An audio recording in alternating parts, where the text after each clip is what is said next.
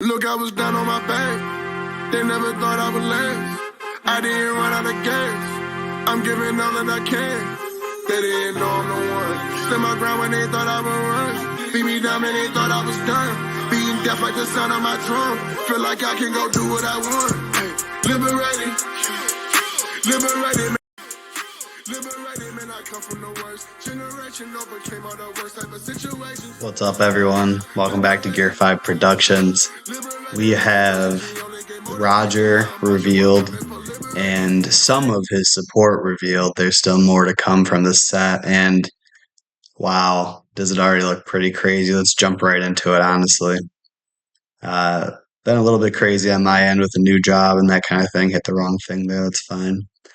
So just right off the bat, Roger Pirates, 10 cost, or I'm sorry, 7K, 5 life leader, which is insane to say out loud. He's 5 life, 7,000 power, king of the pirates, and Roger Pirates leader.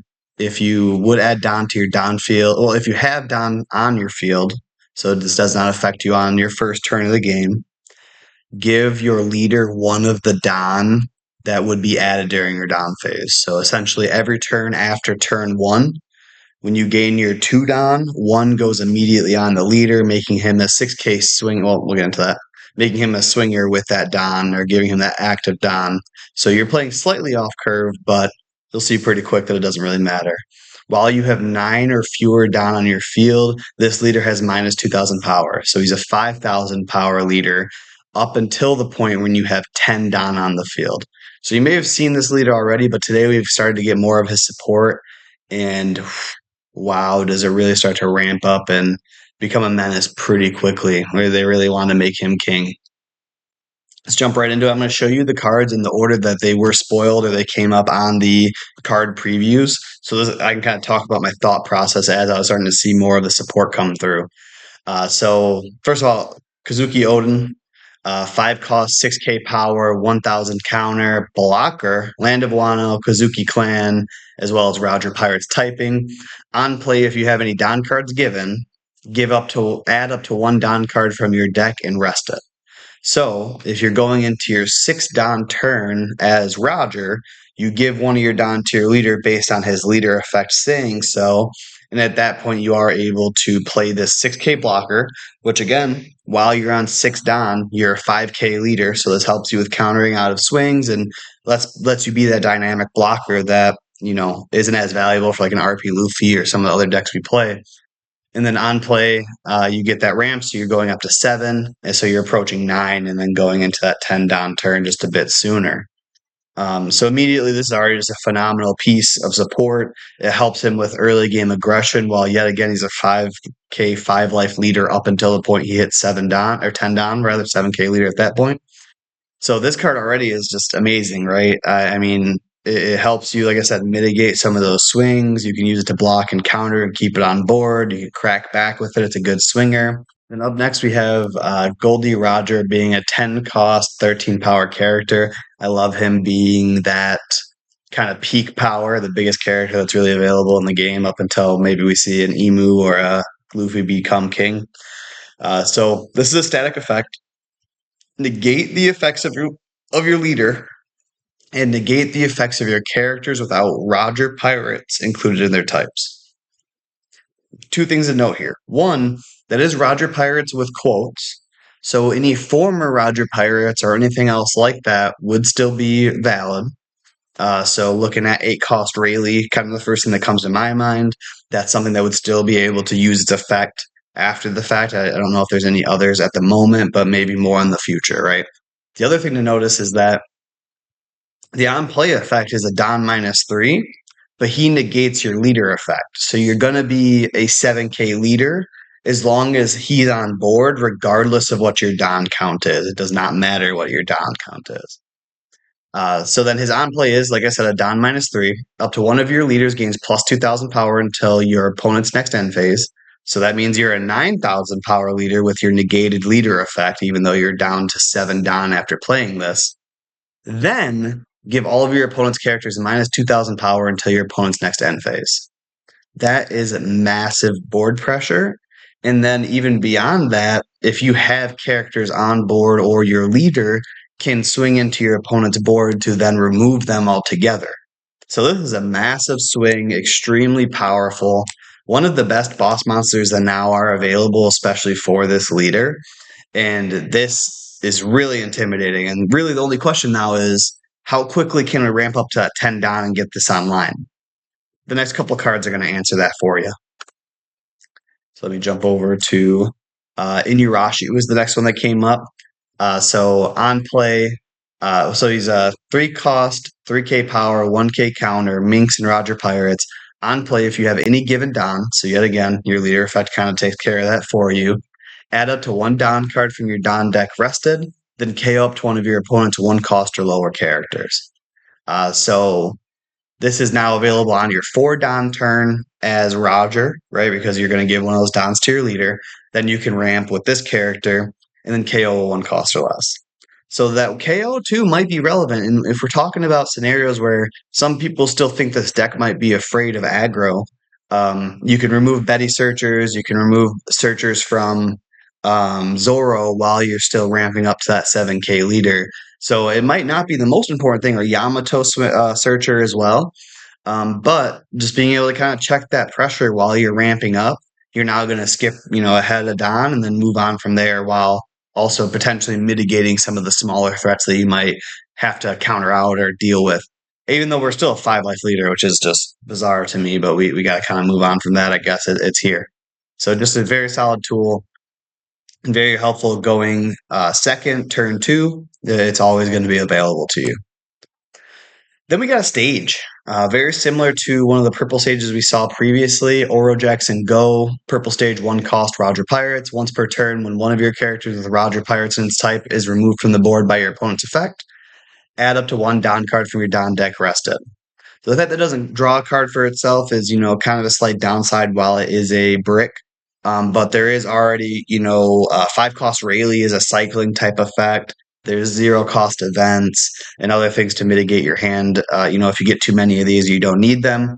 But again, it's just an additional ramp piece. Okay, if you remove my stuff, then I get a ramp, and I'm getting closer to 10. And you might even push me to 10 to where I can play my Roger a turn early if you're a removal deck. If you're playing things that put things in my life, bottom deck, or KO them, all of which get me a Don. Not the most overwhelming, might not be a 4 of like the Merry Go because it doesn't draw a card, but still helpful. It also doesn't rest itself. So actually it's still once per turn, so that's kind of a little bit irrelevant, but there's that.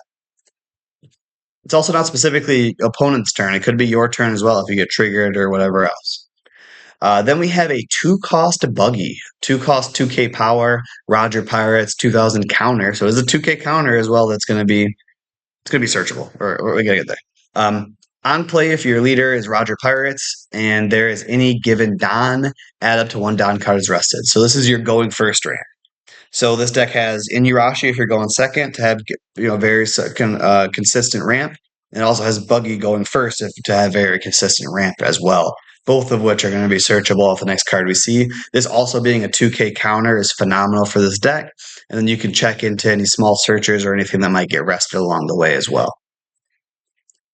Next, we have 6 cost Scopper Goban. This is a 6 cost, 7,000 power, 1K counter Roger Pirates. If your leader is Roger Pirates in its type, draw 2 cards and discard 1 card, so it's a cycle effect. Then add up to 1 Don card from your Don deck rested. So this takes you from 7 Don turn, right, because you have the Don on your leader, into a 8 Don, so you'll be on 10 the following turn. Again, as you go to 10 Don, you are still going to have to put that Don on your leader again, but it's still very effective. It's a great cycle. It's a great stat line, and allows you to continue kind of checking board or pressuring your opponent, whatever is most appropriate in the time, right? So this is all the support we've seen already, but again, we went through, or no, it's not. Oh, I skipped Shanks. Oh, I'm so sorry. I'm going to have to make a cut real quick. All right, I'm realizing it's not in the card previews, but I did see it. Maybe it was just strictly in the Roger channel, so I'm not going to dig it up at this exact moment. But there is a 1 cost 2K, 1K counter searcher, kind of that standard searcher template, where you look top 5 for Roger's type. It is bracketed, so it does not include former Roger. It's just exactly Roger Pirates. But it's a Shanks searcher, so it can't search other Shankses.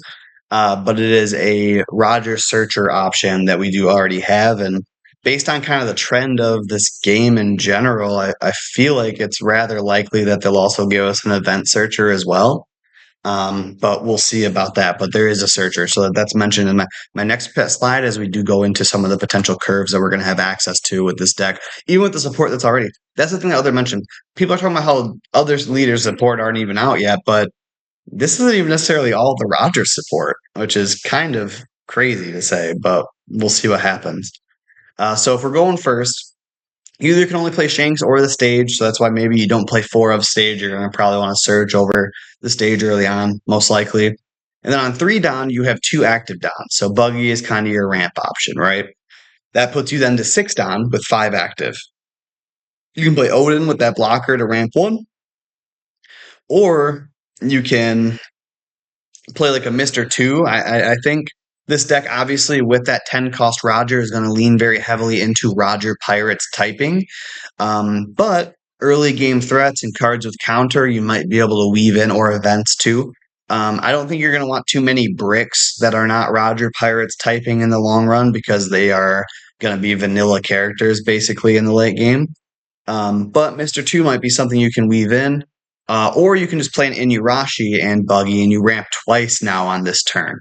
You did play 2Ks to get there, so maybe the 2K count is something we need to consider in the long run.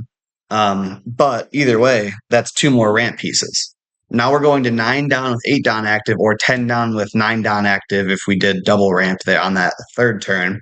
And you can just start playing threats, or you can play Scopper to put you to 10 down, so you now are able to play 10 cost Buggy, or 10 cost Rogers the next turn, because if you're going from 9 to 10, you still have to give that 1 down to the Roger leader. So that's something to consider. But if you play Scopper on your 9 down turn, or maybe we get an 8 or 9 cost Ramper as well, because it seems like they're going to give him everything. We haven't seen Aurelia at this set. But that makes you a 7K leader, so now your defensive options are ensured. And then you are able to start chaining together those 10 cost characters. Going second, we play 2 down. You could either play Shanks or stage, or 2 Shanks to search twice. And then 4 down, you have 3 down active. You either Inuyasha or Buggy. Either one you have access to, probably Inuyasha if you have it. Then you're on 7 down with 6 down active. You play Odin or Scopper Gaban. Now you're going to 10 down with 9 active. And to that point, you could potentially play, if your hand gets kind of weird and you drew like Buggy early, then you got 2 Inuyashis later, you could just go right to 10 that following turn.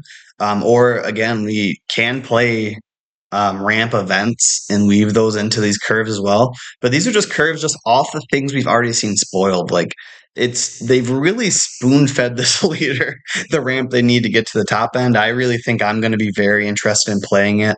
And I think that's going to be a pretty solid RP option going into OP13.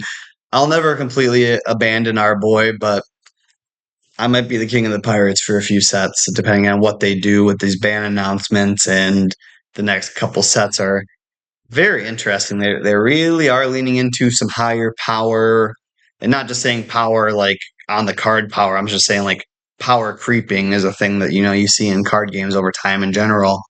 To see how these cards interact with the rotation and where the game goes. But this leader looks pretty violently oppressive, even with what we have available. I know we got to see the rest of the set. Maybe all the leaders in OP13 are broken, but like, wow, this is very good, and I'm looking forward to playing it. I can tell you that much. So I think that's all I got for you. If you haven't already, like, comment, subscribe. Join our Discord. I'll put the Discord link below. Some of the best and most thoughtful RP Luffy contributors that I've met so far are in that Discord already, and I think a few of us are going to be pretty interested in RP Roger as well.